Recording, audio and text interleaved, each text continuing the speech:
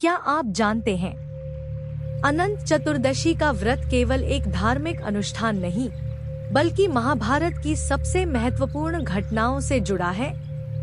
कहा जाता है कि पांडवों का वनवास, द्रौपदी का अपमान और महाभारत का युद्ध सबकी जड़ें कहीं न कहीं अनंत भगवान के इस व्रत से जुड़ी हुई हैं। आज हम सुनेंगे अनंत चतुर्दशी की संपूर्ण कथा, जो आपके जीवन में भी अनंत सुख और समृद्धि ला सकती है। पहला प्रसंग महाभारत से जुड़ा है। हस्तिनापुर में एक बार दुर्योधन पांडवों के महल में आया। वह महल मायासुर द्वारा बनाया गया था, जहां जल और स्थल का अद्भुत मायाजाल था। दुर्योधन ने एक स्थान को जमीन समझा, पर वहां जल था, इसलिए वह उसमें गिर पड़ा। यह देखकर द्रौपदी ने व्यंग्य किया, अंधे की संतान भी अंधी ही होती है। यह कटु वचन दुर्योधन के हृदय में तीर की तरह चुभ गया। उसने प्रतिशोध की ठानी और छलपूर्वक युधिष्ठिर को जुए के लिए बुलाया। कौरवों की कुटिल चाल से पांडव हार गए और उन्हें 13 वर्ष का वनवास भोगना पड़ा। वनवास में पांडव अत्यंत दुखी थे।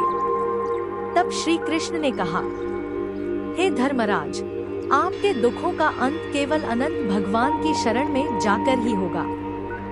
आप श्रद्धा पूर्वक अनंत चतुर्दशी व्रत करें। इससे आपके समस्त संकट दूर होंगे और अंत में विजय आपकी होगी। युधिष्ठिर और पांडवों ने विधि विधान से व्रत किया। फलस्वरूप न केवल उनके कष्ट कम हुए, बल्कि महाभारत युद्ध में भी उन्हें विजय प्राप्त हुई। दूसरा प्रसंग ऋषि कौंडिन्य और सुशीला की कथा से जुड़ा है। एक बार ऋषि कौंडिन्य की पत्नी सुशीला नदी किनारे गई। वहां उन्होंने स्त्रियों को अनंत भगवान का पूजन करते और अनंत सूत्र बांधते देखा। उन्होंने भी श्रद्धा से यह व्रत किया। जैसे ही सुशीला ने व्रत किया, उनके घर में सुख समृद्धि आने लगी। लेकिन जब ऋषि कौंडिन्य ने यह सूत्र उनके हाथ में देखा और पूरी बात जानी, तो वे क्रोधित हो उठे। उन्होंने कहा, यह सब व्यर्थ के ढकोसले हैं, और क्रोध में आकर उस सूत्र को आग में डाल दिया। यही उनकी सबसे बड़ी भूल थी। भगवान का अपमान होते ही कौंडिन्य की सारी संपत्ति नष्ट हो गई। उनका जीवन दुखों से भर गया। तभी सुशीला ने उन्हें समझाया और कहा, यह सब अनंत भगवान के व्रत का प्रभाव है। हमें पुनः श्रद्धा से व्रत करना चाहिए।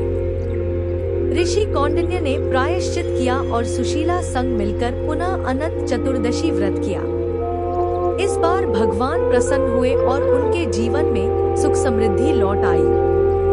अनंत चतुर्दशी का व्रत करने से जीवन से संकट दूर होते हैं। घर परिवार में सुख, शांति और समृद्धि आती है। पांडवों की तरह विजय और ऋषि कौंडिन्य की तरह समृद्धि प्राप्त होती है। सबसे बड़ा लाभ अनंत भगवान की कृपा जीवन भर बनी रहती है।